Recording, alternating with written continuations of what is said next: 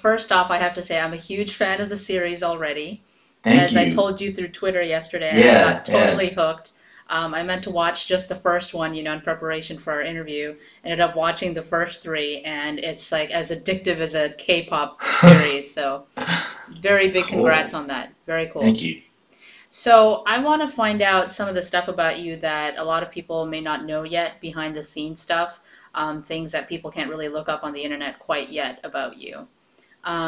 You are of Chinese or Korean descent? I'm Chinese. Okay. So, and you're based in Toronto right now. You That's were born correct. and raised in Toronto. That's correct. So, how did your family come to be based in Toronto? My family is actually originally from India. India. Yeah, yeah. Wow. So I'm a rare. We have a rare Chinese background, like a rare Chinese dialect. So we're Hakka. Interesting. Okay. So it's an older language, but Right. it's been slowly disappearing, Right. unfortunately, Yeah. because obviously Cantonese Mandarin dominate. Mm-hmm. So yeah. So my parents were born and raised in India. So and then Oh, they moved to wow. Canada like 30 plus years ago, and then I was That born is, here. yeah, really Yeah. fascinating. What about your grandparents? Were they also born in India? My grandfather was. He was born in India. My grandmother was born in China and then Okay. immigrated to India. Okay. And then before that, the great grandparents were all in Yeah, China? all in Okay. China. Yeah. That's so fascinating. What made them move to India? I don't know. I actually asked my parents that quite a bit, and they just said like they were just searching for a better life, Uh-huh. and and going anywhere was like really the answer. And obviously, it was the easiest to go to India because it's just south of China, right? So Uh-huh. um, Well, that's they don't. interesting. Yeah, yeah. India's better than China back then? That's what I posed the same question to them. I was like, Right. is it really better? And they were like, and she said that anything was better at the time, right? Oh, So wow. Okay. and they just wanted a route out, right? Mm-hmm. So I guess that's why we ended up in Canada because even when my mom grew up in India, she was always looking to move, right? Mm-hmm. So and our culture is actually known as nomadic, like Mm-hmm. Hakka Mm-hmm. Chinese. Right. Like we're known to we're it sounds bad, but they were kind of known to be like the Asian gypsies, right? Like the Chinese gypsies. Uh-huh. Because, yeah, yeah. So we're kind of like a little outcasted Hey, amongst great like the food though. Chinese. Some of the Oh, best food in have you had it? China. Oh, Hakka yeah, food, of yeah. course. Yeah. Oh, okay, cool. Yeah. It's pretty popular now, right? It should be. It should have been a Yeah. long time ago, really. I think I it's know one of the here, locally, mainstream. it's huge. Yeah, Is it? yeah, Yeah. yeah. That's so cool. And So, yourself, okay, are you Korean or Chinese or? I am Chinese Russian. Mostly Oh, Chinese by now. Just a you're tinge half of, Russian? no, no, just a tinge of Russian at this point. Okay. Yeah. Probably like, I don't know, 1/8, 1/16, maybe just a trace of it at this point. Like your great grandfather Yeah, or yeah. grandfather? You can read all about it in my novel when it comes out. Awesome. Love Yeah, to. yeah. So let's go back some years to your childhood days. Tell me about some of your favorite memories growing up.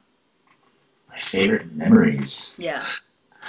I think my favorite memories were with my siblings. Like Mm-hmm. I'm really close with my brother and my sister, so just when we were like toddlers, Mm-hmm. just playing outside. Are you the And, oldest? no, I'm the middle child. Oh, why is Uh, that no surprise? no, it's true. It's Interesting. true. And your sister is also working with you on the series, right? Yes, Right. yeah. She's also a filmmaker, so she's a director herself. Mm-hmm. So she works on her own projects, but she helped me get this one off the ground, like Mm-hmm. through our initial phases. And then once that happened, I just kind of took the reins and then Mm-hmm. ran with it. So yeah, Right, right. So, do you have any particular memories of your childhood that are really happy moments? happy moments. I mean, yeah, I mean, I had one example, like one vivid memory I always have is like and I guess it kind of like it's been like an ongoing thread, which is like when I was young, I just remember playing in the backyard with my brother, and we were watching Spider Man, like the really old Spider Man live action Spider Man Uh-huh. TV show, and like it's an ongoing thread because like comic books was my like that's what I grew up on. Right. Like before I got into film, like comic books was my thing. Like I dreamt I was gonna be like working in comic books, but around Right. my like early 20s, I realized that it wasn't gonna happen because I realized like how grueling working in comic books is. Like you Uh-huh. realize like what you dreamed is not exactly what it actually is. You Right. know, Right. like you realize you're just chained to your drawing table like 24/7. Right. It's a very lonely lifestyle, and it's not as like amazing as it's cracked up to be when you're a kid reading comic books. You know. Right. So, but film was a very like similar art form because it's just visual storytelling. Sure. It's identical to comic books. Comic books are like essentially storyboards to films, so it was like an easy transition. And at the Mm-hmm. time, I was getting into films and becoming like a huge film fan. And I was starting to get into like more like realistic material as opposed to like comic book material, which is very like off the wall and Mm-hmm. out there, right? Mm-hmm. So, and that's when I decided to pursue filmmaking, and I studied screenwriting in Vancouver, actually. Right, So, right, in yeah, college, right. yeah. But going back a little bit still. So, were you raised with traditional Chinese values, or had it Oh, completely changed? no, it's pretty. We So have a very pretty traditional. traditional. Yeah, yeah. Interesting. Like I So, actually have a uh, business background, you and what? I have a business background. So Uh-huh. I studied business before I studied film, Oh, and interesting. that's partly due to the traditional Right. Chinese Yeah. background. Yeah, so So that's not written on your resume. yeah, That's yeah. really interesting. Okay. So, but like in your childhood to teenage years, did you all speak Hakka or any other dialect of Chinese? No. Okay. Uh, yeah, I mean, growing up, we didn't speak Hakka. Like, I mean, I understand it, Right. but we always spoke English in the household, which, like, growing up, it was difficult for my parents. They hated it. Like, they wanted us to speak, but we just couldn't. We Right. weren't good at it. Oh, interesting. Um, Okay. so we just lost it along the way. But to Right. this day, like, I still understand language. It's just Sure. difficult for me to speak, right? So my parents still speak Hakka to me, but yeah, so it's kind of been lost, unfortunately. Right. Yeah, a lot of us feel that way. Yeah, yeah. So, what is your relationship like with your parents growing up? Did they know that you had this burgeoning passion for filmmaking, or were they steering you towards the typical, the holy grail of Asian careers? It was both. Like they were fully aware that we were like super into art. Like they knew about our passion for comic books like early. Like we've been drawing since we were like I don't know. I think I was like 6, something like that, or Hmm. 7. Yeah, Hmm. and so they always knew that we were interested or passionate about that field. But Hmm. yeah, traditionally they did. My parents did try to veer me towards traditional, financially secure career. Um, Right. How hard did they try? uh, Or like how I much mean, did they discourage, you guys pursuing the arts and creative fields? they didn't particularly discourage us. I would say that they would just keep like hammering it in, like how important it was to be financially secure in a financially secure career. Right. Like if I made like steady money as a filmmaker, they would be happy.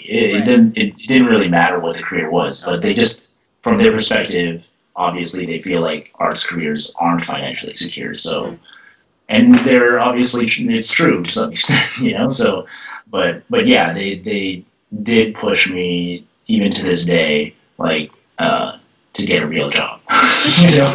So And how do they they still feel don't about it quite now? understand. They They still feel a don't? little better now, right? Okay. Because I think because they see progress, Right. like near the beginnings, like when it was just a dream and I hadn't like made anything, Yeah. it was something very difficult for them to understand. Hmm. But like we've had all these festival screenings, like they've seen all these things, they see a final product, all these things, and my mom said she's very proud. So Oh, that's so sweet. yeah, so I mean, she does want me to make more money though, because I don't make much money. So Well, it'll come with the territory later on. It's a path, right? I hope so. Yeah, yeah. So But I I just mean, want to keep. So yeah, you've made a lot of commercials too, though. I mean, you've got, a pretty decent resume so far. I mean, you're still pretty young too. I saw that you worked on a Coca-Cola commercial at some point. yeah, I did. I did. So didn't It, that give them some sense of like, their son is doing something yeah, valuable? for sure. Hmm. I mean, when they see that kind of stuff, that's where they feel the more at ease. Right. But it's like and you know, parents, they're always going to be like, okay, so what are you doing now? You know, Oh it's like, yeah. so okay, so what are you doing now? You know, it's Oh like it's yeah. constant. You know, like I get even that after question you've done every that, they're like, day. okay, you know, what's next? You know, Yeah. are you still making money? You know, it's Right. that kind of constant reminder. Yeah. You know, Yeah. Yeah. Interesting. Okay. So, do your parents watch the series now? they did, yeah, yeah. And We had a feature version, so uh-huh. they've seen like the whole season as a, I mean, cut as a feature. Right. So they've seen the whole thing, What did they and think about it? my mom didn't really say much about it. Mhm. She just said it's very good work, and she Yeah. was proud of me. Mhm. It was pretty like brief, Yeah. you know, and I think they express it in just like telling everybody about it. Like Yeah. they just tell all their family and friends Sure. like go watch it. It's on YouTube, you know, like that kind of thing. Sweet. So Yeah. yeah. So you've heard the rumors trickle back from family and friends that they were talking about it. Yeah, yeah, That's yeah. really And sometimes cool. they'll do it in front of me. When we're in front of family, they'll be like, "Have you watched my son's show yet? It's on YouTube." You know, like Right. so Right. that kind of thing. So, how many years ago exactly was it that you came up with the series? It's been it's been for it's been almost 9 years. 9 years. Almost 9 years. Wow. Yeah, So it's taken 9 years from inception yeah, to, yeah. and I'm saying that not, in a bad way. I just want your fans out there and any people who are inspired by you to realize that it's not an overnight success. Oh Because, yeah, a yeah. lot of people look at success that way and they don't realize just how much it took. So it took nine Totally. years from inception to the point where we're now in the first few episodes on Yeah. YouTube. So take me into the creative process. When you first started, how did you even come up with the first idea of it? So you mentioned it was a feature film at first, right? It was actually a TV pilot. Oh, it was a That TV pilot. Okay. yeah, yeah. So it was intended to be a series. It just Okay. wasn't initially intended to be a web series. Right. Right. It was an hour-long TV pilot. It was my TV pilot project in film school. Okay. We had to write a TV pilot, an original TV pilot concept. So I had written the script, and I just had really good feedback Mm-hmm. for it. Like in that class, like everybody loved it, and they told me that the writing was really good, and they liked the character work and that sort of thing. So it gave me some confidence that maybe I had something, you know, viable there. Right. Right. But the initial stages, it started as a TV series, and it was being shopped around as a TV series. Mm-hmm. So when I got out of film school, I was interning at a production company in Vancouver, Mm-hmm. and so he had taken a look at the creative producer that I was working with. He had read the script, and he said he wanted to help me shop it around to local networks. Right. So he did, and they all passed on it. So that Why? was like why. I remember the exact reason that the network we were aiming for in Canada, they said that we were living in poor economic times because Uh-huh. it was around 2008, right, Okay. where the recession hit, right? Uh-huh. So they said because we were living in bad economic times, they said a show about money wouldn't fly. So Interesting. Okay. that was their So reason. so it was about money though. Did you ever hear any reasons about it being that it was because it was centered around Asians? No, Interesting. and that's the interesting thing to me. Like I find that they don't. I still feel like that is an issue, but they will never blatantly say it to you because it sounds racist to say that, Oh, right? that's interesting. They say it here in Hollywood. I think it's a Canadian American thing, you Right. know, being polite over here, Right. right? Yeah, I That's mean, why I like I honestly Canada. think that it is partly the reason, but they would never blatantly say that Mm-hmm. to us, Mm-hmm. because I mean, it's funny, even though. Like you'd say in Hollywood, they would blatantly say that, but Yeah. over here, it's actually more of a problem over here Is than it in the really? U.S. We don't have any Asian leads on Canadian TV, but it's partly Interesting. due to the fact that the industry here is so small, That's true. right? What is So the percentage of population though of Asians in Canada? 10%, 10%. which Okay. is we are the largest visible minority in Canada. Wow. Yeah. Okay. Like Yeah. African Canadians, Mm-hmm. like blacks over here, it's a much smaller percentage. Than the Yet they, 10%. yeah, but So they it's a receive, very yeah, it's a very different demographics than the US then. yeah, Yeah. yeah. So I mean, Wow. obviously, African Americans are the dominant minority in the U.S., but it's Yeah. not the same over here. Right. But because we just mimic the way the U.S. goes Right. entertainment wise, Yeah. African Canadians over here get a lot more representation than is proportional to the population in Canada. Because when Right. Canada looks at like entertainment here, they want to be able to sell it in the U.S. Sure. Sure. So that's the reason why they have a lot more blacks on TV Sure. here, even though proportionally it's Right. not a huge population in But comparison to Asians, right? yeah, do you think though that in Canada are there as many Asians trying to break into the industry as there might be in the US? That's another thing. Like the pool isn't very large. Right. Like the community is much smaller. We're like a much smaller microcosm in comparison to the Right. U.S. Right. Um, and I don't know. I mean, I think it probably is pretty different in terms of because film here is already like difficult enough because we have such a small industry. So it probably is a much smaller percentage that actually attempt to go into the Sure. field. Hmm. So Have you yeah, thought about coming to the US to bring, definitely. yeah? Yeah, yeah. Just because you learn very quickly, like it's very limited here. You Yeah. know, like you can't get very far without going to the U.S. Right. Right? So do you have specific plans for a move?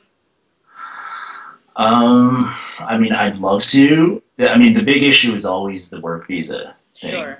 So it's like you have to have your career has to go in that trajectory where it makes sense for you to move. Sure. Otherwise, it's difficult to get a work visa. You Hmm. know, so we often look at like when we meet friends and people in our network that have dual citizenships and that sort of thing. They have Right. like a huge leg up on everybody else Right. in film over here, Hmm. right? So it is that's the main issue, like the work visa thing. Like it's not as simple as just Of getting up and course. moving, right? Yep.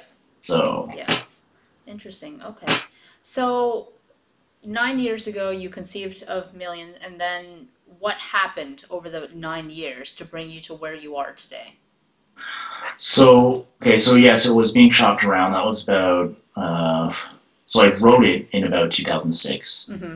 and probably by around 2008, it Mm-hmm. was being shopped around as a TV series because Right. I had finished film school and was working in the industry, just interning and that sort of thing because I was just starting film at the time. Mm-hmm. Uh, and after that, I just didn't do anything with the script for about two years. Uh-huh. I was working at a distribution company, Yeah. and I just had a regular 9 to 5 job, Mm-hmm. working on the business side of film. Mm-hmm. We just represented films, and then we licensed them out and sold the rights to international territories. Mm-hmm. Um, so I worked there for about 2 years. It was my script was just latent. It wasn't like I just had it and wasn't doing anything with it.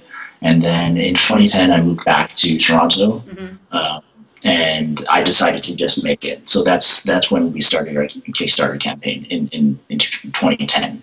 Okay.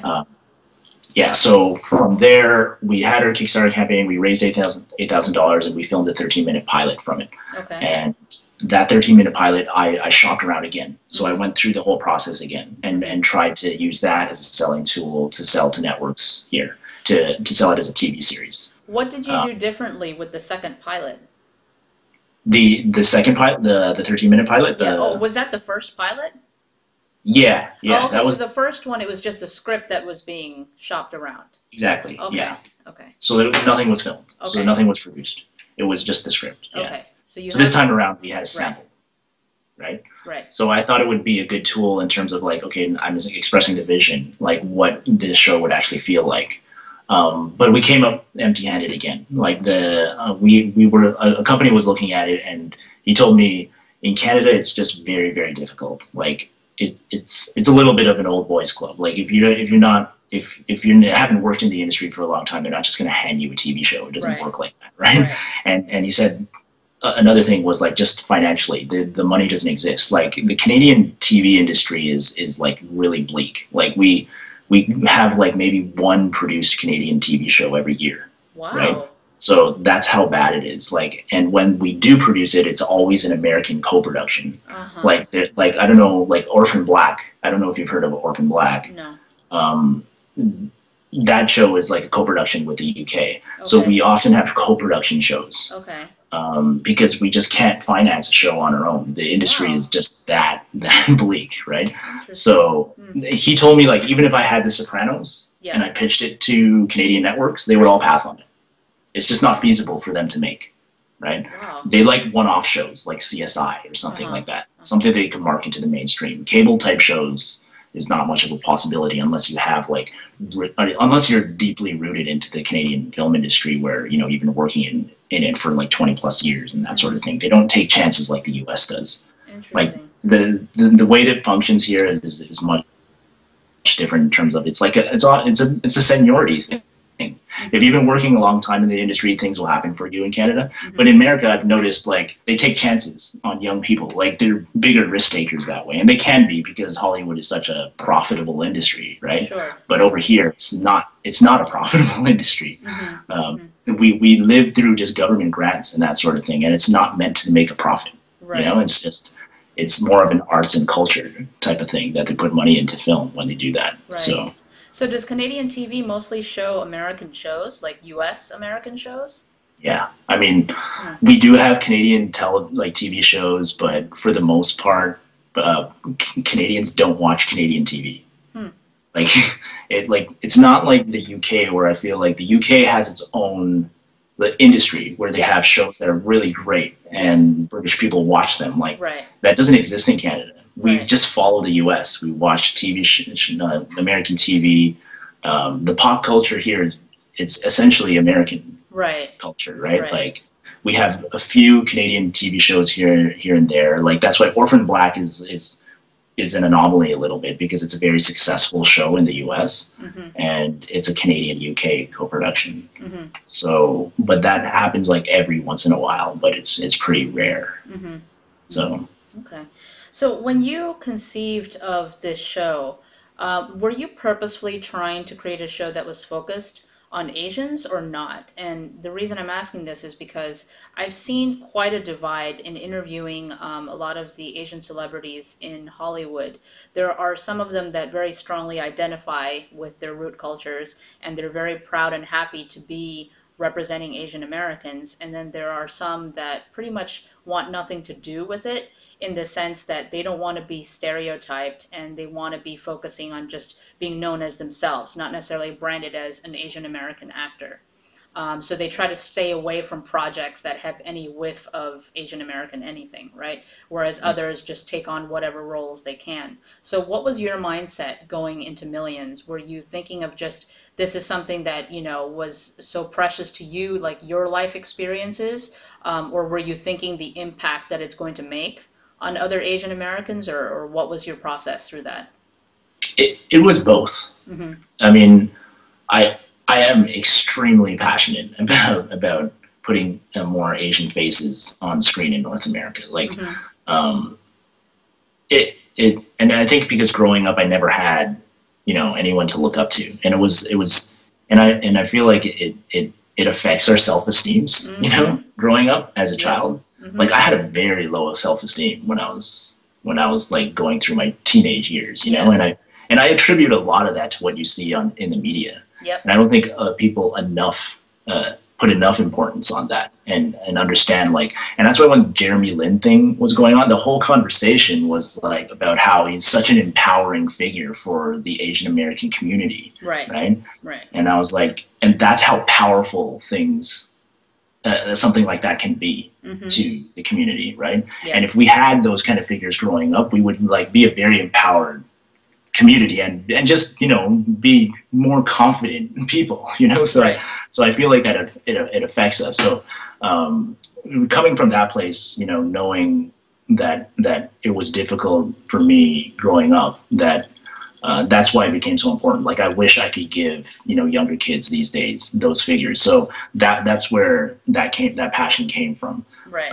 So I set out to have an all Asian cast. Like that was absolutely intentional. Like when we Right. did our casting call, we were looking for Asian actors. Hmm. So we scoured the city for it. Hmm. And it was funny. Like a casting director did actually told us because she obviously was bringing up the fact that we were casting only Asians, and she said that the reason they don't cast a lot of Asians is they said that they don't emote, right?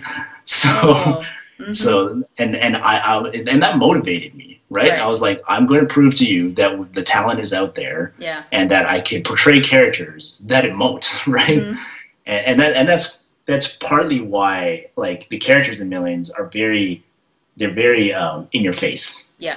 right? Yeah. They don't shy away from things, right? No, Like they they're don't. very, yeah, I have my personal favorites and dislikes already. Who yeah. I'm rooting for. Yeah, yeah. So I mean, like, I wanted some of the characters to be abrasive. I Uh-huh. didn't want them to be shy. I didn't Right. want them to be model minorities. I Right. wanted like them to some be like that guy's kind of an asshole, like Oh or yeah. yeah, that guy's really like he like swears a lot, Right. like Right. not trying to shy away from things that were not portrayed like in the mainstream media, right? Right. So and at the same time, I'm not doing it just to go Break against the grain. stereotypes. Yeah, I wasn't doing it to like intentionally Right. shatter stereotypes. I Right. feel like they're real people, like because these are Exactly. people in my life. Mm-hmm. So going back to your question, like they were all personal experiences as Right. well, right? So it's not just I wanted to put Asian face on screen. I grew up with Asian friends, right? So Right. I often felt like, well, why can't you have a group of Asian friends and have a show about that? Like that's how I grew up, Mm-hmm. and isn't that what art is about? Like telling stories of certain people in the certain voices Right. in society. So I mean, I wanted to just portray the experiences that I had, and hope that other people could relate to it. So I mean, I had friends, the Asian friend who was like the womanizer, the Asian friend that complains all the time, like all these things. Yeah, The they're Asian real friend, people. yeah, yeah. Mm-hmm. So I mean, I never, when I was writing characters, I didn't specifically think these are Asians. I was like, these were my friends, and I'm Right. just writing my friends. Exactly. It was Exactly. really that simple. Mm-hmm. I wasn't like, I'm going to try to shatter stereotypes with this Right. character. It was never like that. I was portraying real people Right. that have crossed my path. Yeah. So, Yeah. but yeah. So going back to what you said a few minutes ago, which is a really powerful thing. So in your teenage years, you said you had really low self-esteem. How did you go from that boy to the man that had enough guts to follow this crazy path? And crazy in the sense that, most people look at anything in film and arts as so unstable, as we said before, what our parents think of it and all that. How did you go from that boy to this man? How did you break that barrier? And then this is why I love film so much, right? Like it was actually Justin Lin's film Better Luck Tomorrow that Right. that changed the way I saw everything. Right. Like because when I literally went to the theater, watched that film because it was there was huge buzz about it, and I was like, hey, it's Asian Americans like on on screen. So when I saw it in the theater, it was like a really weirdly profound experience for me, right? You're talking about Because Better Luck Tomorrow with Perry Shen, yeah, right? yeah, I just yeah. interviewed him an hour ago. Oh, really? Yeah. Oh, awesome. Yeah. Yeah, I It's love that amazing. film, right? Yeah. Like, and it was just like because it was so empowering. Like Yeah. when I watched it, I was like, this is like the closest to me on screen that I've ever seen, And growing up, I always wrote white characters, and I never really fully examined why, right? Uh-huh. So I mean, because I used to write, I've been writing since I was a kid, right? Because I Okay. used to write comic books and that sort of thing. But the leads, the leads that I write in my stories would always be a white male lead or something like that, a white lead, right? Mhm. And when I watched that film, it made me reflect How old on were myself. you when you watched that? I was, I think I was in my early 20s. Early My early 20s. 20s. Okay. Yeah, I was in my early 20s. Hmm. I'm no longer in my 20s. I know I look young, but I'm not Really? that. Yeah, Yeah, you do look young. yeah. I'm 32 now. So, Oh, cool. yeah. Well, there goes the Asian genes. I know. So But in your yeah, early so, 20s, so was that a pivotal moment for you? Like, did your writing start changing after that? yeah, yeah. I immediately started writing Asian characters Mm-hmm. because I Wow. started to reflect upon that, and I realized like I analyzed like, okay, like I don't have the figures that to look up to, and Right. when I watched that film, like even though they're not like good characters Yeah. in that film. It was just the fact that you're seeing people that you understand. Asians at all. Yeah. Yeah, Yeah. that it empowers you in a weird way. Right. It's hard to explain, yeah, but so I wanted to do that, right? Yeah. So it was that from that point forward that I started writing Asian characters, Hmm. and just because I thought like my writing wouldn't change, the only difference would be the description would be like this Asian male or Asian Right. female. Right, like Right. that would be the only difference. So I was Right. like, that is such an easy thing to do as a writer that like why not, right? Right. Because I mean I look at shows like every sitcom out there or every TV show out there, you have friends. It's a group of white characters. Right. Why can't you have a show? It's just a group of Asian characters Right. and have nobody question it, you know? Mhm. Like so that's when I started writing like putting Asian characters and putting Asian leads into my stories. Do you feel empowered now? Do you feel confident now? Yes, I mean, and that's why, like I was saying, why film is so important to me. Like after going through that experience, I felt really empowered, Yeah. and I felt like things don't have to be this way. Like I could make a change. I was the one complaining at that time when I saw that film. I was always expressing and complaining about like how there weren't enough on screen, and that's when I had to confront myself whether I was doing anything about it, Right. right? So that's what kind of drove me. Like I need to make this script that I wrote, Hmm. right? Hmm. So and do something about it because I mean you have so many people that always talk about like we got to represent ourselves better on screen or whatever, and Right. then not enough is being done. But you know, I wanted to participate and do something about it. So and that it's in itself was an empowering experience making this series, Right. right? So it's interesting you say earlier that you didn't have any icons to look up to growing up. And now you are going to be, if, well, actually, you already are one of those icons that younger Asians are looking at and looking up to. Do you ever think about that? I don't know if I'm there yet though. It's still really early. Like, Well, it's um, early, but then this, I mean, I consider myself sometimes a little bit jaded too because I've seen so much around the world in the entertainment industry, and the fact that I got hooked on your series to me says a lot. right, And I think what you're doing is a wonderful thing, and you are an icon to a lot of people who are going to be watching this show who want to follow in your path. It's not an easy path. Obviously, it's one of the most right, difficult paths in the world, I think, to take. And especially being an Asian American male trying to do that in this era, there are opportunities, but there's also 10 times more obstacles for every opportunity. So, yeah. yeah, you are an icon, and I'm sure there's a lot of people looking up to you and many more to come. I hope so. I mean, Yeah, I never really set out to be an icon in any way. I mean, I just wanted to do my part, really, right, and express myself as an artist first and foremost, right? right, And have some purpose while I'm doing that, right, So, I mean, I think I found a lot of purpose as a filmmaker going through this whole experience, and doing something that I think affects people. And I feel like media and film is like makes a huge impact on people's perspectives of and how course. they see things and how they see the world. So Hmm. I try to make it matter when I make films. Right, right. What do you what do you have to say by way of advice for younger Asian Americans who are looking at you and might want to be following in your footsteps?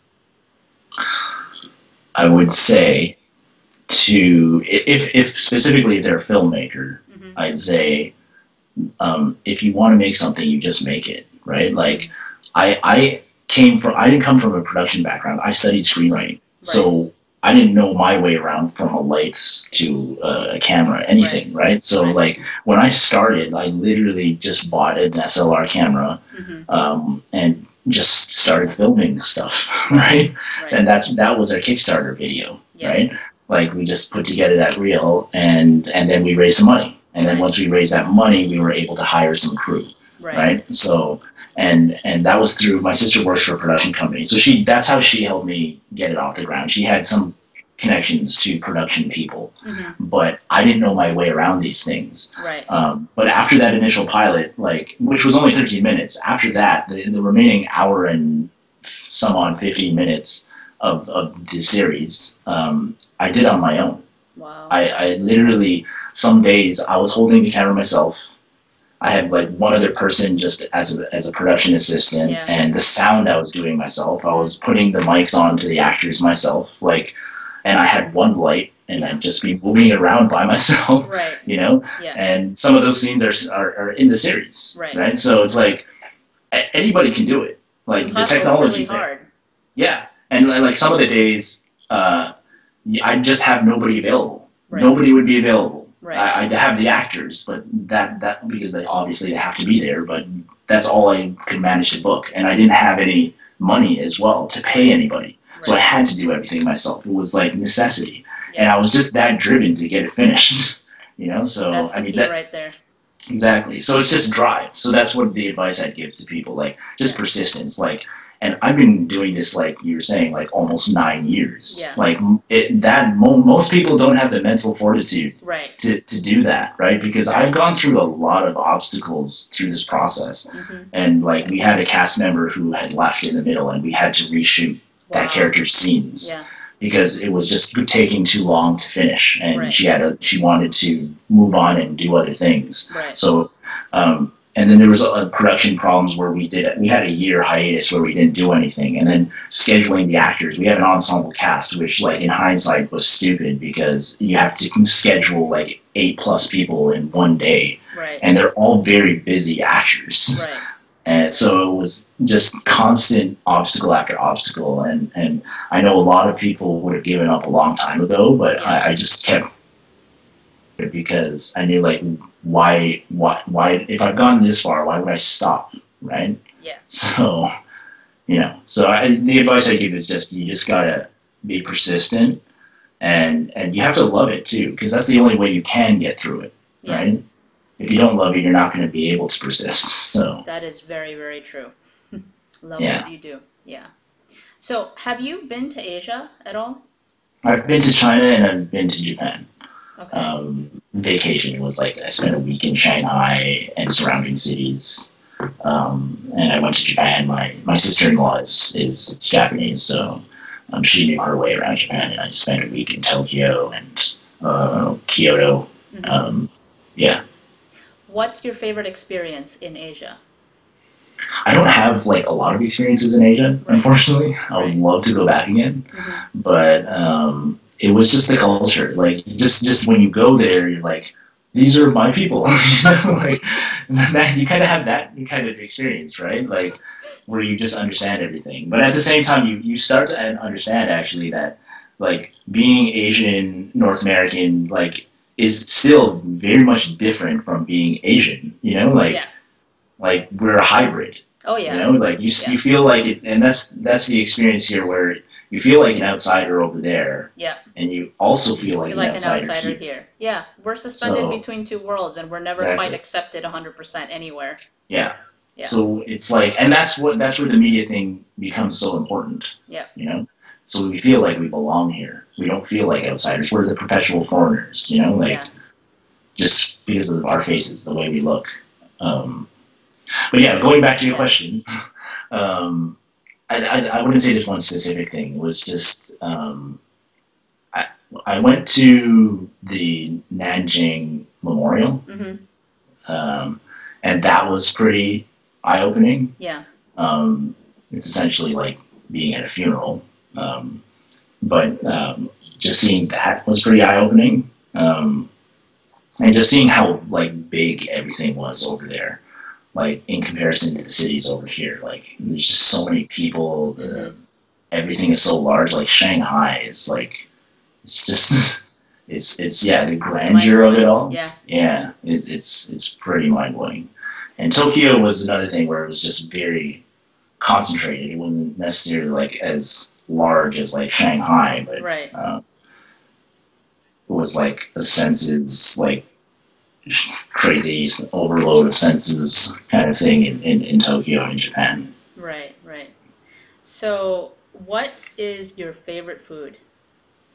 My favorite food Mm-hmm. is it is I'm gonna say Asian food. I mean I still am a huge Asian food like I Can you get more primarily specific? um That's so hard because I love Japanese food, I love Korean food, I love Chinese food. Okay, pick your Yeah, top three then by country. by country. It's a toss up between Chinese food and Japanese food. Okay, Like I love Japanese food okay. and I love Chinese food. Yeah. Yeah. Don't think Sometimes about I it too love hard there. yeah. Sometimes I love Japanese food more, but I think Right, it's because I just eat so much Chinese food, right? right. So Cool. Okay. that's it. Last question. What is your favorite movie of all time? Oh, I kind of hate this question. People ask me this all the time, and it's like I can't come up with like one film. What's your I favorite mean, movie right now? of right now, No, no, not right now. Like, what is your favorite movie of all time right now? Because I know that can change depending on your mood and all that. yeah, Yeah. right now. I don't. You know why I hate this question? Because it's never like a super artsy, obscure film to make me seem like such a It doesn't have to like be. well versed Right. filmmaker. Like I mean, I love The Dark Knight. Okay. Like that's like one of my favorite films of all time. But Nothing I mean, wrong with that. yeah, yeah, and I love Okay. films like I just love Christopher Nolan films. I love David Fincher films. Mm-hmm. So I'm like Fight Club was like one of my favorite films when I first got into film. Yeah. I love Memento, one of Christopher Nolan's first films. Um, yeah, I mean, and then I love like old films like Godfather and a lot of Al Pacino films and One, I two, love or three. the first one. Okay. Yeah, Good. the second one was really good too. Yeah. Yeah. Nobody ever talks Um, about the third one. I know. People just want to forget. um, and I love Scarface, like Dog Day Afternoon. I love a lot of old Pacino films. Yeah. Um, Yeah, me too on that. yeah. Cool. Um, yeah. That's the best Okay. answer I can give. All right. Well, thank you for being with us today and for sharing all your stories. Thank And you. yeah, really enjoyed interviewing you as an iconic Asian.